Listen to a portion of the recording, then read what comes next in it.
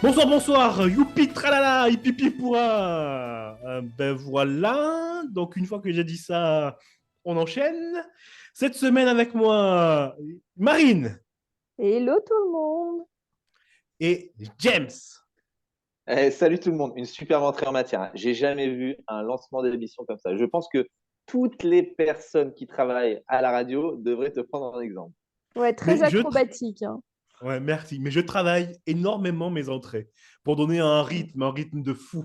Et je trouve Mais que ça pour se youpi sent. tralala, on a envie de Ah oui, s'amuser.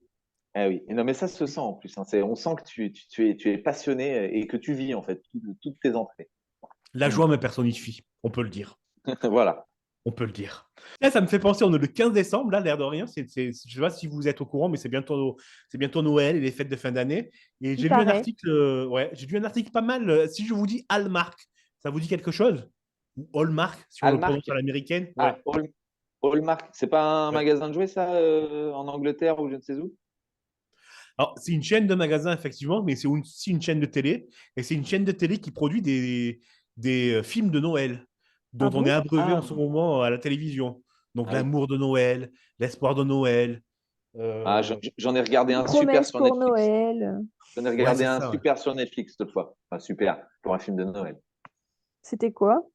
Oh, c'était Family Switch, je crois. C'est un peu le même pitch que, comment ça s'appelait? Freaky Friday, avec Jamie Lee Curtis là, et la chanteuse, là, je sais plus comment, Miley Cyrus, je crois, ou je sais plus quelle chanteuse, une égérie Disney. Et là, c'est une famille de quatre, bon, voilà, ils se prennent un peu la tête et en fait, ils switchent. Donc, il y a la mère qui se retrouve dans le corps de sa fille, la fille dans le corps de sa mère, le fils dans le corps de son père et le père dans le corps du fils, et le bébé dans le corps du chien et le chien dans le corps du bébé. C'est assez cocasse, c'est assez drôle. Il y a des situations bien sympas.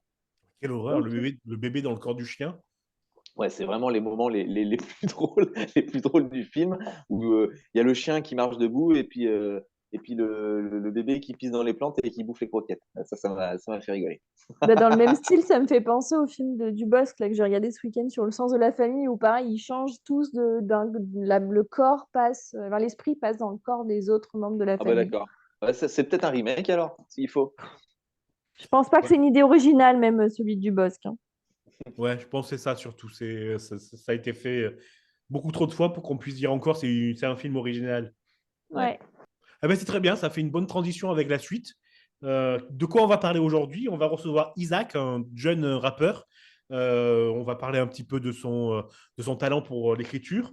Nous parlerons des Trois Mousquetaires, de Willy Wonka et bien d'autres choses. Vous allez voir, j'ai une petite surprise. Mais on enchaîne tout de suite avec le cinéma.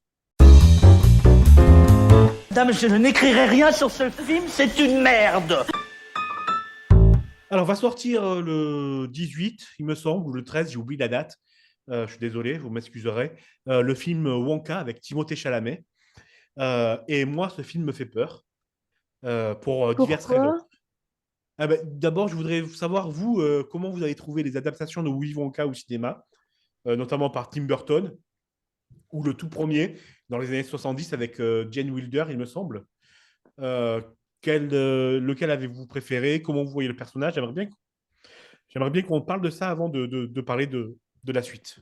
Moi, Tim Burton, la référence, hein, la base, hein, avec Ah plus avec bah ouais. avec un excellent Johnny Depp. Non, moi, je suis vraiment hype. J'adore ce personnage, j'adore cet univers. J'espère qu'ils vont en avoir fait quelque chose de bien pour le Wonka. Mais pour le premier, euh, pour le premier sujet, donc Charlie et la chocolaterie, ouais, non, moi, j'aime vraiment beaucoup cet univers. Alors effectivement, avant de vous dire pourquoi j'ai peur, je voudrais bien parler du livre original et du personnage de Willy Wonka, qui est quand même un personnage qui est reclus de la Mm. société, qui est extrêmement cynique, qui n'a pas une bonne image des êtres humains et des enfants, notamment dans le film de Tim Burton, qui est, je rejoins James, qui est une référence. Donc il y a ce personnage-là qui existe.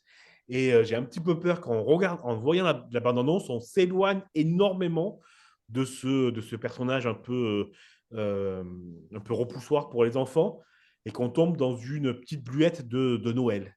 C'est ma plus grosse crainte avec ce film. Ouais, je suis d'accord avec toi. Moi, quand j'avais lu à l'école et après plus tard Charlie et la chocolaterie de Roald Dahl, Et même Charlie et le grand ascenseur de verre, je crois que c'était la suite, il me faisait peur, Wonka. Enfin, je le trouvais très. C'était le méchant, enfin, pas le méchant, mais le grand adulte qui fait peur et en même temps qui a un côté un peu mystérieux avec tous ses pouvoirs et ses Oompa Loompa. Et c'est sûr qu'avec Tim L'anti-héros, quoi. Burton, il était un peu plus simplé, un peu plus sympa. Ah, très inquiétant quand même. Quand on Non. va Ah ouais, moi je trouve que quand on va dans la profondeur du personnage, elle est hyper inquiétante. Il y a juste l'histoire avec son père qui du coup l'humanise beaucoup plus, mais sinon le personnage en soi, tant qu'on n'a pas son histoire passée, elle est vraiment très très sombre. Ouais, je suis d'accord, hein. Je ne l'ai pas trouvé, moi, amusant dans Tim Burton. Au contraire, la façon dont il apparaît dans le film, elle est inquiétante, quoi. Il n'apparaît pas dans le siège qui est en train de cramer et il est en train d'applaudir. Ah, c'est super, c'est super. Il est fou. Puis quand les personnages, là, les enfants, disparaissent au fur et à mesure à cause de leurs défauts, tu sens qu'il en a rien à foutre, quoi. Ouais, mais je trouve que. Enfin, moi, quand je l'ai vu en étant enfant, je trouvais juste que c'était un grand fou, pas un. Enfin, moi, en tant qu'enfant, je le voyais comme un grand fou, pas comme un torturé, presque malade psychique, quoi. Ouais, oui, je vois ce que tu veux dire. En sachant que l'histoire avec le père dentiste, c'est Oui. une explication facile, ça l'humanise peut-être un peu trop, quoi. Mm. Effectivement. Hmm. Vous avez vu la bande-annonce donc du nouveau qui arrive Oui. Oui. et vous n'avez pas la même crainte? Vous pensez pas que ça va être un film de Noël? Ah si, mais je pense que c'est pensé comme ça, hein. Je pense qu'on va pas du tout avoir de part sombre du personnage. Je pense qu'on va vraiment être sur, sur quelqu'un de très sympathique.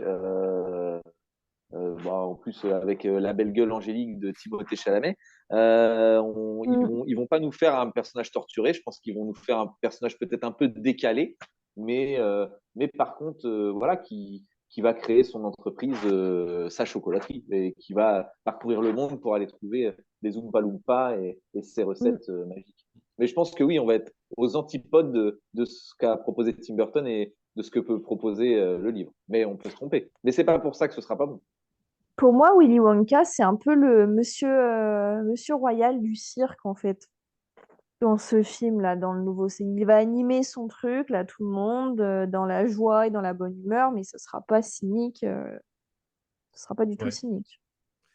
Ce qui fait peur aussi, c'est les interviews du réalisateur qui dit des choses contradictoires. C'est-à-dire qu'il dit qu'il veut faire un préquel non pas à Tim Burton, il veut s'éloigner de la version de Tim Burton, donc du cynisme de Willy Wonka, et de faire un préquel au premier film qui avait été réalisé par Mel Stuart, qui était beaucoup plus coloré, beaucoup plus fun, avec Jane Wilder dans le rôle titre. Et ça fait peur. Et dans le même temps, il dit que ce qu'il adore dans le personnage, c'est le cynisme de Willy Wonka qui s'est retiré du monde.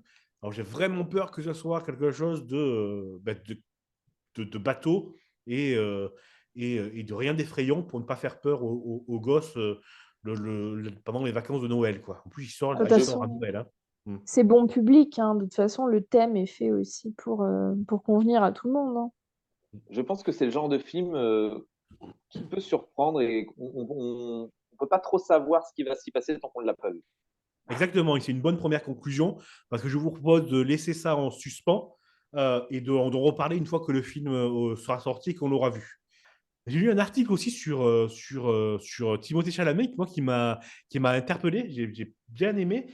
J'ai lu qu'il avait un point commun avec Harry Styles et Tom Holland. Est-ce que vous pouvez savoir lequel? Euh, La date de naissance. les beaux gosses, Harry Styles, tu trouves que Harry Styles il est beau gosse? bah, Je te le laisse, hein. ils ont tous les trois cette fame des ados, quoi. Ouais, ouais, c'est pas mal, là. On touche un petit peu la solution. Vous inquiétez pas, c'est pas une question qui va vous faire gagner un point ou vous faire choisir une chanson, mais c'est une question parce que moi, j'avais pas vu ça comme ça et j'ai lu ça dans un livre, en fait, dans un article, puis dans un livre que je suis en train de lire et on enverra une invitation à son autrice parce que elle soulève un sujet qui, moi, m'intéresse et que je trouve intéressant. Ce qu'a dit Marine est pas mal. Elle parlait d'adolescents. Effectivement, c'est quelque chose de nouveau, en tout cas, pour la jeune génération, qui est quelque chose d'important, je pense. Les cheveux longs? Ça fait partie, hein, ça fait partie du tout. Ils sont Les transgenres. cheveux longs, la façon dont il a été, dont il s'habille, la façon dont il communique. Il est transidentitaire. Ah, le pronom inclusif. Yel. Oui, en fait, vous avez raison, c'est un peu tout ça à la fois. Alors, le livre dont je parle, il a été écrit par la journaliste Aline Laurent Maillard. Et je vais vous dire le titre de son livre et vous allez comprendre à quoi je fais référence. Libéré de la masculinité, comment Timothée Chalamet m'a fait croire à l'homme nouveau. J'ai commencé à le lire, mais je n'ai pas encore terminé. Mais ce que raconte le livre, c'est comment ces trois gars-là. Oui, ils Harry ont pas. Styles. Je vois ce que tu veux dire. Ils ont pas le physique du super beau gosse, avec les gros muscles qui va à la salle toutes les semaines. Non, non, c'est plutôt les sportifs du dimanche ou même les non sportifs et qui arrivent malgré tout à se hisser tout en haut du box-office hollywoodien. Ouais, puis qui Ouais. assument leur féminité, le côté un peu ouvert d'esprit. Ouais, c'est surtout ça, Marine. Effectivement, t'as mis le doigt où il fallait. On se souvient que Timothée Chalamet était allé à une cérémonie de remise de prix avec une robe. Tom Ouais, Holland ouais, a ouais. dansé sur Umbrella de Beyoncé, habillé avec des tenues subjectives. Harry Styles fait des clins d'œil énormes à la communauté LGBT, etc., etc. Donc, il brouille les frontières habituelles de l'homme et de la femme, quoi. L'homme, c'est plus forcément le petit gars viril, et la femme, c'est plus forcément la petite chose fragile. Il brouille ces frontières-là. Ils vivent avec Et leur temps, c'est bien. Pardon? Ils vivent avec leur temps, c'est bien. Voilà, ouais, effectivement, ouais. Et j'avais pas vu ça moi, et effectivement, le livre est intéressant. Encore une fois, je l'ai pas encore terminé, je vais le terminer, et on va lancer une petite invitation à Aline Laurent Maillard pour qu'elle vienne nous en parler. Mais ouais, j'ai trouvé ça pas mal. J'ai deux, trois questions là pour terminer cette séquence-là sur Willy Wonka et Charlie et la chocolaterie. Est-ce que vous pouvez Donc, on connaît Charlie Bucket, hein, qui est le personnage principal du roman. Est-ce que vous pouvez me citer au moins deux enfants dans Charlie et la chocolaterie qui ont gagné le ticket d'or? Wow. Violette. Bien. Ouais, Violette. Ouais. Il y a l'autre, là, Violette. la chiante. Beauregard, c'est Violette Beauregard. Ouais. Tout à fait. Ouais. Celle que tu cherches, Marine, son nom de famille, c'est Salt. Ok. Ah, bah non, Véronique. j'aurais pas Non. dit ça. Ah, t'es sur une piste, Marine, c'est ça? Véronica. Ah ouais, Véronica, non? Non, c'est pas Véronica. Non, Mais ça c'est commence par V, ça finit par K, effectivement. oui. Vé- Vélika. Non. Je sais plus. Je sais plus. Veruca. Veruca. Oui, bravo, Marine. Veruca, c'est ça. Bien C'est joué. Veruca, bravo. Veruca. Veruca Salt. Et il y avait aussi Mike TV. C'est bien, bravo, Marine. Pour ça, tu gagneras le droit de choisir ta chanson. Attends, il y a une autre question, hein, je peux me défendre, non? Ouais, si tu veux. Ouais. Tiens, oui, voilà, j'ai une dernière question. La première version de Charlie et la chocolaterie avec Jane Wilder n'a pas été un succès au cinéma. Et pourtant, ça a été un succès. Pourquoi? Ou plutôt Pardon. quand ça? Quand ça? Après la sortie au cinéma. Ouais, et pourquoi? Pourquoi? Et comment? Et comment? Parce qu'il a été, il a été exporté dans un autre pays où il a fait un carton et du coup le pays d'origine Non. est réintéressé? Non. Il a gagné des prix ailleurs? Non. Ah, il y a qu'en cassette vidéo qu'il a marché? Ouais, exactement. Ah Ça a bon? été le C'était film le- le plus vendu en ça a été cassette vidéo et le plus loué. D'accord. C'est comme ça qu'il a été un succès. Écoutez, vous avez une réponse chacun. Mais par contre, je vais donner un point supplémentaire à Marine qui a quand même trouvé Veruca, qui a remonté la piste jusqu'à retrouver la bonne syllabe qui manquait. Donc, Marine, on t'écoute. Qu'est-ce qu'on écoute plutôt? Eh bien, on va écouter Crystal Ball de Keane.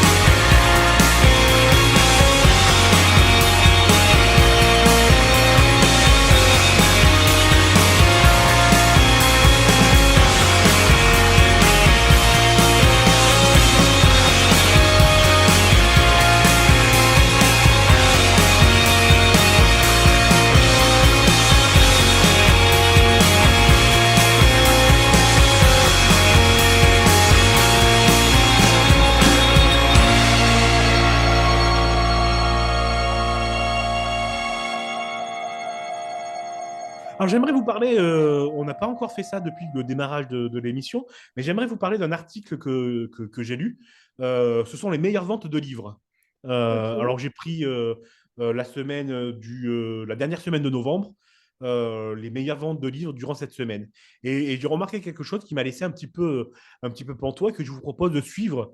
Alors, peut-être pas semaine après semaine, mais faire un petit point tous les mois, parce que c'est quelque chose qui m'a vraiment ébouriffé, on va dire. Est-ce que vous avez déjà une idée de ce dont je parle? Donc, c'est les meilleures ventes de livres, de quoi j'ai pu m'apercevoir en lisant cette liste des 10 livres les plus vendus. Que, en fait, c'est pas du tout des romans qui sont le plus vendus, je parie. Mais on est plus sur de la BD. Exactement, Ouais, James. j'allais dire Oh, la même chose, ouais. Ouais. c'est- Bravo. Et je ne révélerai pas au public que tu connaissais déjà la réponse puisque je ne t'en avais parlé. Donc, je couperai. Mais effectivement, c'est ça. C'est que c'est de la bande dessinée T'as vu, qui est. je suis un bon acteur quand même, parce qu'on Ah, pensait c'était vraiment bien, que ça c'était venait bien. du fond du cœur. Hein. Ouais, bravo. Well done. C'est pour ça aussi que tu es rédac chef. Oui, donc oui, c'est des BD et juste 2 livres qui sont dans le top 10 et c'est des livres qui ont gagné un prix. Donc, il y a D'accord. le prix Goncourt et le prix Femina. C'est dingue parce que ça donne vraiment un attrait, mais complètement nul à la lecture. En fait, les gens, ils savent plus avoir d'imaginaire eux-mêmes. Il leur faut des images, il leur faut tout devant les yeux pour réussir à s'immerger. C'est flippant, moi, je trouve. Ouais, puis des formats très rapides. C'est plus du roman long où tu prends le temps de lire le livre et de t'imaginer la scène. Tu vas quand même pas me dire que la meilleure vente, c'est Gaston Lagaffe et Titeuf, hein, rassure-moi. Alors, je vais dire pire. Justement, la meilleure vente, c'est Gaston Lagaffe. Et moi, je voulais vous demander justement, Ah qu'est-ce bon? que vous pensez du retour de Gaston Lagaffe quand on sait que pendant un an, ils ont été en procès avec la fille de Franquin, car Franquin ne voulait absolument pas que Gaston Lagaffe lui survive. Et là, on a un nouvel album de Gaston Lagaffe. Est-ce que vous comprenez cette décision? Est-ce que vous êtes pour ou contre? Ça a été dessiné par Delaf, qui a fait aussi les textes et les gags. Qu'est-ce que vous pensez, vous, du retour de Gaston Lagaffe? Ça vous. Pour moi, chaque bonne chose a une fin. Après, c'était pas le truc de l'année, hein, Gaston Lagaffe. Mais enfin, je comprends pas trop. Je Moi, comprends ça pas trop m'agafe. le recours. Ça t'agaffe. Moi, ça m'agafe. Excusez-moi pour moi, ça m'agafe. Qu'on ne puisse pas respecter les volontés d'un auteur, qu'on soit obligé d'en arriver à un procès pour ça, et Ouais, que, juste pour faire des ventes. et que le public donne raison en plus à ça. C'est-à-dire que ça se met en tête des ventes parce que oui, ça fait longtemps que Gaston Lagaffe était pas sorti. Moi, ça m'écœure un peu, quoi. Et puis, c'est bien triste. Et Mm. puis après, on va voir tous ceux sur Facebook ou sur les réseaux qui vont dire oui, c'était nul. Alors pourtant, ils l'ont acheté, ils étaient bien contents qu'un Gaston Lagaffe ressorte. Bah, voilà. Je suis agafé. Voilà, vous l'avez compris. Ouais, c'est Dupuis, en l'occurrence, a grave gaffé, là. Et moi, je te rejoins hein, James, sur ce que tu viens de dire, sur ce que tu as dit tout à l'heure.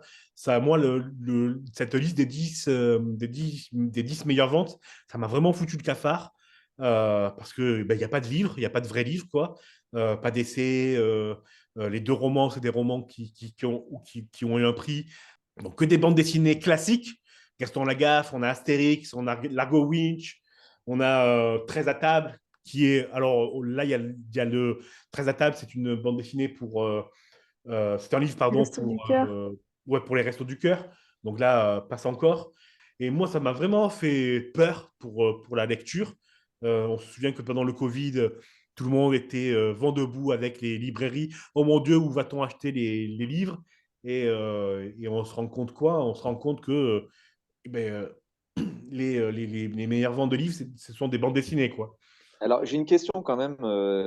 Est-ce que tu parles de vente de livres physiques ou est-ce que tu inclus dedans aussi les achats en e-book? Tout est inclus dans cette liste. Et D'accord. c'est bien que tu vois cette question parce que maintenant, je veux mettre un petit bémol.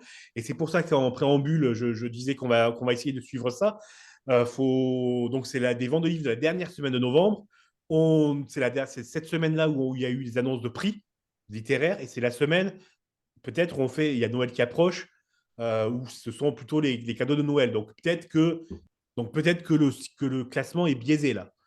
Donc on reviendra dessus d'ici 1 ou 2 émissions, peut-être 3, pour voir si c'est une vraie alerte à se mettre ou si c'est juste le moment qui était de vendre plus de BD qu'autre chose. Oui, parce qu'il y a peut-être Après, des subtilités.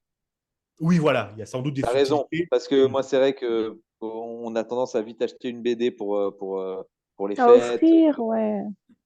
Bah, c'est Si, c'est de l'achat minute, quoi. C'est pas. voilà, c'est du tout venant. Voilà, ils surfent sur un succès qui existe déjà. Voilà, c'est ça que je veux dire. C'est-à-dire que Mm. c'est du réchauffé avec des nouvelles histoires. Alors que effectivement, tu te dis, il y a des magnifiques BD et des magnifiques romans graphiques qui valent tout autant un bon roman. Ok, on va faire une petite pause musicale et comme c'est moi le chef, on va écouter Ahmed Saad El Melouk. Vous me pardonnerez pour la prononciation.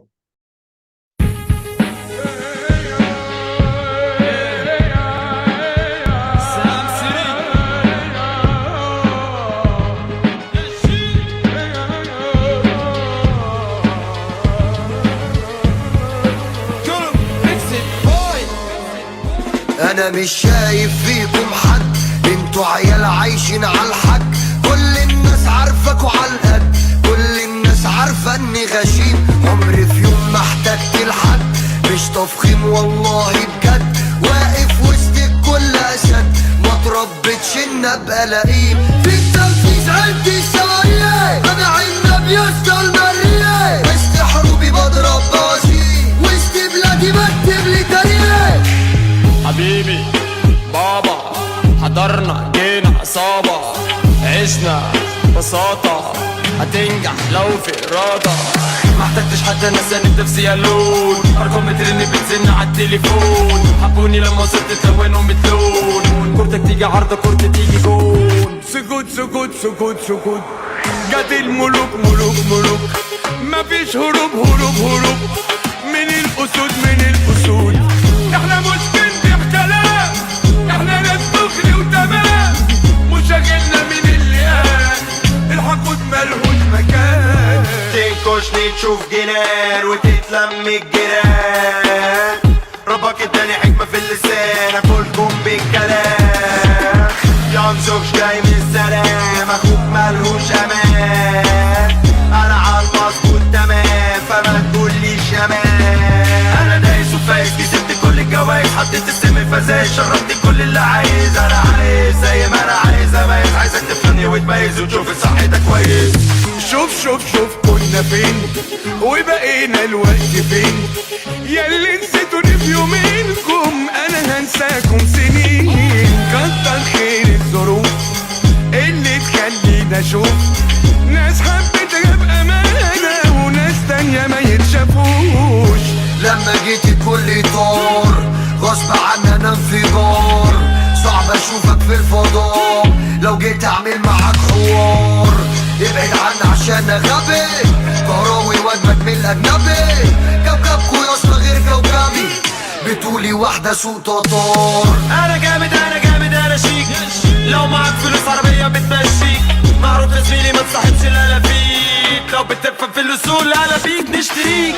تبقى فوق ولو يشيب الشعر لون، مكملين لاخر يوم. اصل النجاح ده صعب مش محتاج للنوم.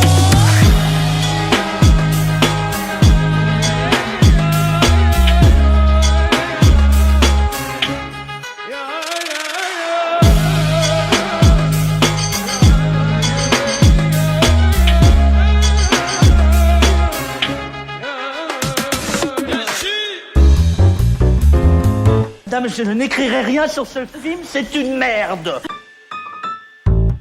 Retour au cinéma pour parler d'un film qui va bientôt sortir, Les Trois Mousquetaires Milady, qui est la deuxième partie des Trois Mousquetaires d'Artagnan, qui était sorti en avril, mai ou juin, j'ai oublié la date.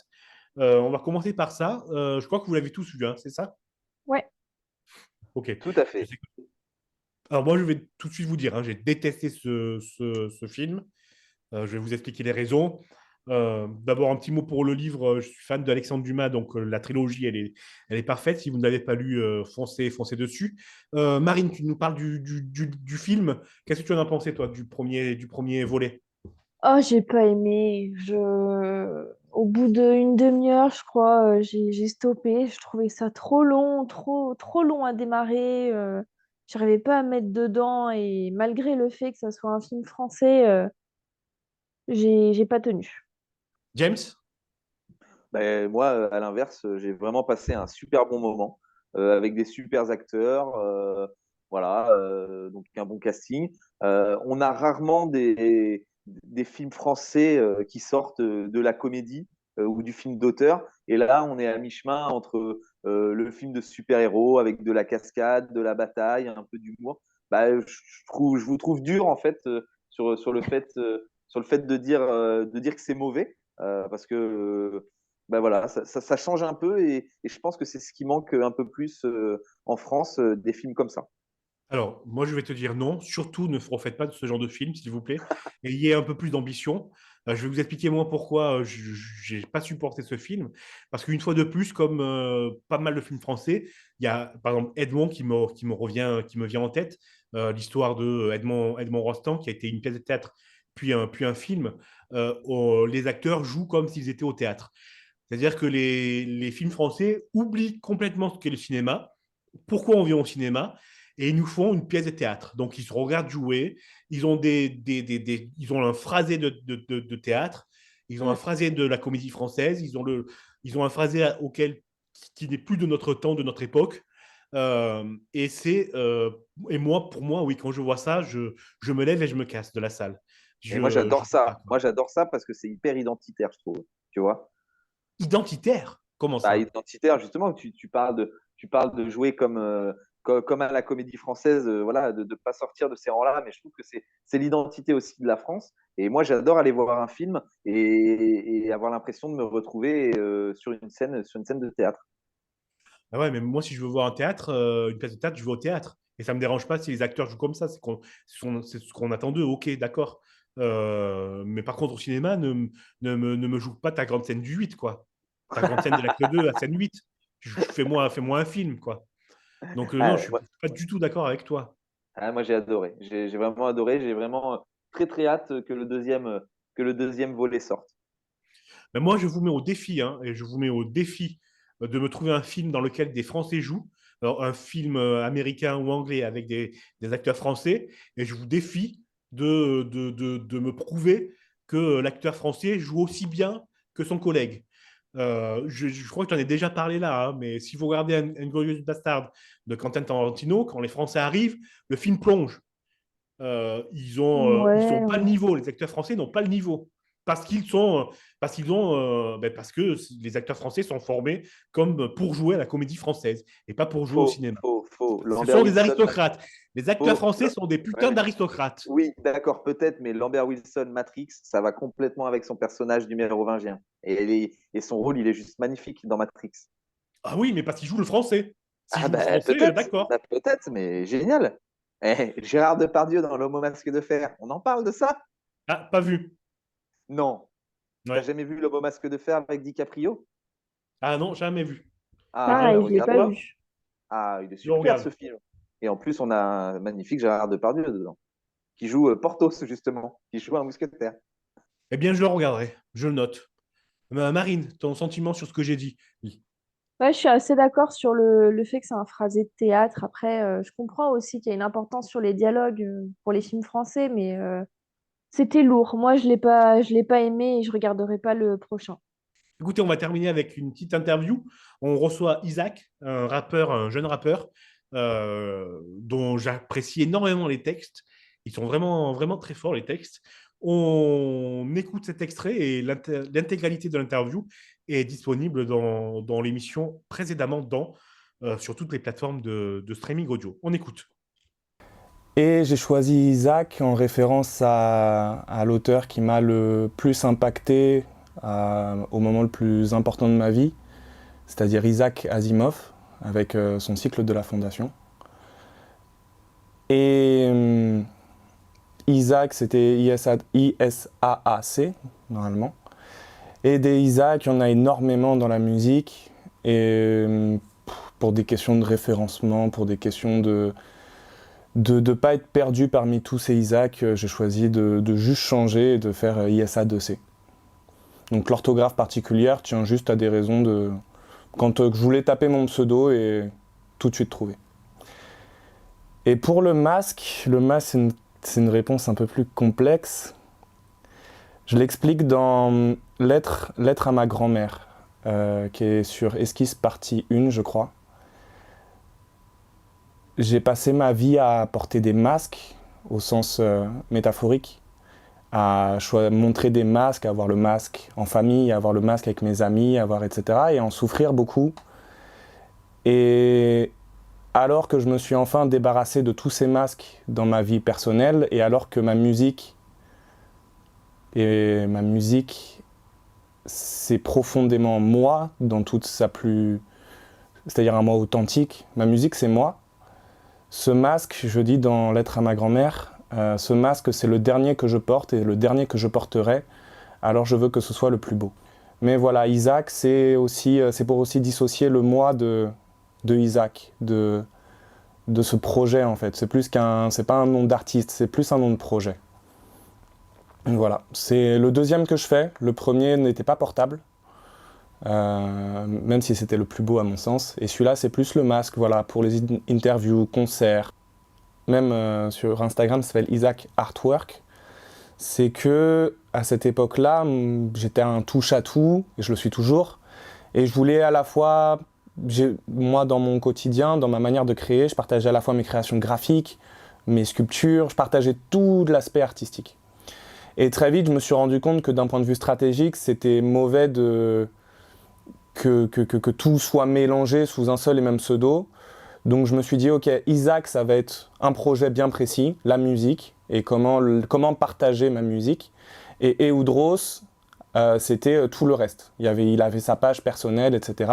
Et en l'occurrence, Eudros, pourquoi est-ce qu'il est cité sur les premiers albums? C'est parce que c'est lui, donc moi, qui a fait les prods. C'est-à-dire la production, le son, les sonorités, tout, et j'en fais encore. J'ai laissé Eudros de côté. Non pas parce que j'arrête de faire de la sculpture ou quoi que ce soit, mais parce que je n'ai plus l'envie de la partager. Je n'y vois aucun intérêt, je le fais pour moi. Et du coup, tout repose maintenant sur Isaac.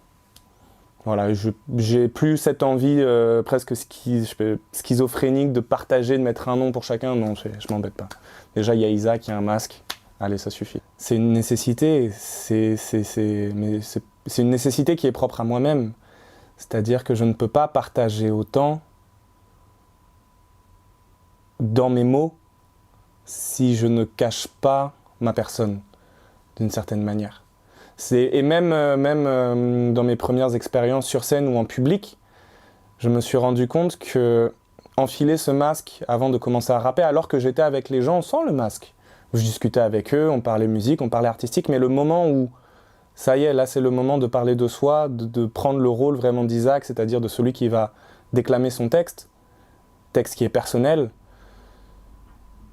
c'est une forme de mise à distance du monde en fait, pour moi. C'est une forme de mise à distance du monde, de me dire je me coupe du monde, et là, je vais déclamer mon texte, et quand je le retire, c'est comme si c'était quelqu'un d'autre. C'est pour ça aussi que j'en parle à la troisième personne. C'est comme si c'était quelqu'un d'autre, mais c'est juste une manière de me préserver. Cette question de la sincérité, c'est parce que je suis devenu authentique dans ma vie de tous les jours et que j'ai enfin mis un terme à tous ces masques, parce que c'est récent cette authenticité et cette capacité à m'assumer comme je suis. Que ce soit dans mon métier, que ce soit dans ma vie privée, que ce soit avec mes amis, que ce soit avec ma famille, c'est très récent dans ma vie, ça doit dater de 2 ou 3 ans. Et c'est pour ça que c'est à mettre en parallèle avec le masque. C'est-à-dire que cette sincérité, finalement, le masque est une manière de ne surtout pas me brimer. De ne surtout pas me dire « Ah non, là c'est pas possible, je peux pas dire ça, il y a un tel qui écoute, il y a un tel qui va savoir que c'est moi, il y a un tel qui va se dire ça. » Justement, cette manière de préserver, entre guillemets, cet anonymat, c'est une manière de me dire « Non, moi je veux que ma musique soit pure, soit sincère, soit authentique. » Et pour ça, j'ai besoin de ce masque. Au début, je voulais que ce soit un anonymat radical. Hein. C'est-à-dire ça, c'est une évolution récente. Je voulais que ce soit un anonymat radical. Je voulais... presque dans une paranoïa et une angoisse, me dire mais imagine, patati patata, m'imaginer tous les scénarios où ou ma musique, ou ce que je fais pour avoir un impact sur ma vie familiale. Et là, je pourrais avoir des milliers d'exemples d'artistes. Le premier qui me vient, c'est Orelsan avec une de ses chansons qui avait parlé d'un dîner de famille et il avait raconté en interview que ça lui avait posé plein de problèmes. Et moi, j'ai entendu beaucoup d'artistes se plaindre de leur perte d'anonymat. Donc au début, il y avait une forme d'angoisse et je crois qu'un des plus gros déclics que j'ai eu, c'est quand justement on parlait de l'enseignement, c'est quand j'ai commencé à partager certaines de mes chansons, les plus légères, les plus aseptisées presque, mais certaines de mes chansons à mes élèves. Et ça a été un gros déclic de me dire, il se passe rien en fait. Tout va bien, regarde, tu leur as fait écouter une chanson, même tu parlais d'Anira. Anira, mes élèves, ils l'ont entendue. Qui est une chanson qui est extrêmement sincère, qui est extrêmement intime finalement. Et je leur ai fait écouter, et en fait je me suis rendu compte, moi je m'attendais à de la moquerie, à du jugement, je me dis ils sont d'une autre génération, ils écoutent pas ça, ils écoutent pas ces styles. Et en fait je vois qu'ils étaient touchés. Et je vois que ma sincérité pouvait toucher les gens, et surtout les gens autour de moi, et là où je m'attendais à une catastrophe, à un cataclysme, je me suis rendu compte, mais non, en fait il se passe rien. Et donc j'ai décidé de garder quand même ce masque pour se préserver, pour être sûr que je me brimerai jamais, je me restreindrai jamais. Mais le partage à mes élèves m'a vraiment libéré de ça, de cette angoisse. Ma manière de travailler est complètement anarchique. Je le disais dans Poèmes égarés, je crois. Je balance quelques lignes comme ça par instinct et on verra plus tard si elles valent la peine d'être écoutées. C'est ça ma manière de travailler, c'est-à-dire d'abord je crée et après je me pose la question de là ce que je viens de créer. La première question c'est est-ce que ce que je viens de faire c'est sincère ou est-ce que j'y ai trop réfléchi? C'est-à-dire est-ce que j'ai cherché à copier un style, est-ce que j'ai trop cherché est-ce que c'est trop technique, trop savant? La première question c'est celle-là, c'est ok ce que je viens de faire, est-ce que c'est authentique? Est-ce que c'est moi? La deuxième, c'est oui, d'accord, c'est moi, mais est-ce que ça vaut la peine d'être partagé? Donc, dans ma manière de travailler, il y a des périodes où je vais être concentré que sur les paroles, mais c'est pas un choix, c'est-à-dire que c'est malgré moi. Il y a des moments où ça sort tout seul. Il y a des moments où je vais beaucoup produire de musique, des moments où je vais plus du tout faire de musique, d'où le concept des saisons. Plus du tout faire de musique et avoir une pause de 4, 5, 6 mois où je vais rien faire. Et d'un coup, je vais reprendre et c'est complètement anarchique. Il n'y a pas de règle, il n'y a aucune règle. Et je me fixe aucune règle. J'ai pas de process. Mon seul process dans la musique, c'est pour pouvoir créer, et ça je pense que c'est même dans mon process artistique, pour pouvoir créer, il faut vivre. Pour pouvoir avoir quelque chose à dire, ou quelque chose à faire, ou quelque chose à montrer, quelque chose à partager. Pour avoir quelque chose à partager, il faut vivre. Et quand je sens que mon réservoir d'inspiration s'essouffle, je fais une pause artistique et je réapprends à vivre, toujours, à sortir, à apprécier la vie. L'expression artistique, pour moi, c'est un besoin vital. C'est-à-dire que là, par exemple, pendant 2 semaines, j'ai pas touché à la musique parce que j'avais pas ça à côté de moi. Ça s'est exprimé dans d'autres choses. Ça s'est exprimé dans des sculptures en pierre, ça s'est exprimé dans la cuisine, ça s'est exprimé dans... Mais je dirais qu'avec tous ces supports artistiques que j'ai expérimentés, la musique est celui qui est venu le premier et celui dont je ne me lasse pas, dont je ne me lasse jamais. Et c'est ça en fait, c'est-à-dire que la musique c'est le médium, la musique c'est le médium dont je ne me lasse pas et qui est venu le premier depuis aussi loin que je puisse m'en souvenir. Il y a une évolution dans mon écriture parce qu'il y a une évolution dans ma vie. Comme mes textes, c'est mon inconscient qui les écrit et ils sortent tout seuls. Et comme mes textes sont le reflet de ce que je vis et de ce que je ressens, ayant évolué dans ma vie, mes textes ont évolué. Après, je pense qu'au-delà de ça, mon écriture s'est affinée et encore. Non, je pense que j'ai appris à ce que les mots sortent plus facilement. C'est-à-dire j'ai une facilité d'écriture qui est encore plus grande que celle que j'avais avant. J'ai une facilité d'écriture dans le sens où ça sort beaucoup plus facilement, mais l'évolution n'est que le fruit de mon évolution personnelle. L'évolution dans mes textes n'est que le reflet de mon évolution dans ma vie. Je ne sais pas si les dernières chansons répondent aux premières, mais je sais que j'ai trouvé les réponses aux questions que je me posais à l'époque où j'écrivais les premières. Donc peut-être que ça transparaît dans ma musique et que je m'en suis pas rendu compte. Mais je sais que je dis beaucoup, je sais que c'est beaucoup apparu dans mes derniers textes, cette notion de... Non, même pas, dans les textes de esquisse et de vision trouble, je crois, je sais plus comment il s'appelle cet album, c'est pas grave. Vision. La notion de répondre, j'ai répondu à mes questions d'enfant. Ça, c'est quelque chose qui m'a libéré de beaucoup de choses, et dans les derniers textes, il y a beaucoup plus un apaisement. Mais écoutez, on va terminer là, à moins que vous ayez quelque chose à ajouter, peut-être un coup de cœur ou un coup de gueule. Bah, écoute, pour pas moi. cette semaine. Bah écoutez, pas de cette semaine, donc on termine sur ça. Je vous dis merci beaucoup. Merci James. Merci à tous et merci à toi de m'avoir invité pour cette émission. Pas de problème, la semaine prochaine, c'est toi qui prends les rênes de l'émission. Merci Marine. Merci Christophe pour ta bonne humeur. Oui, j'étais énervé cette semaine, effectivement. Et ouais. Moi, j'ai pas eu droit mais- à ça pour la semaine dernière. Moi, j'étais pas de bonne humeur, Marine, la semaine dernière.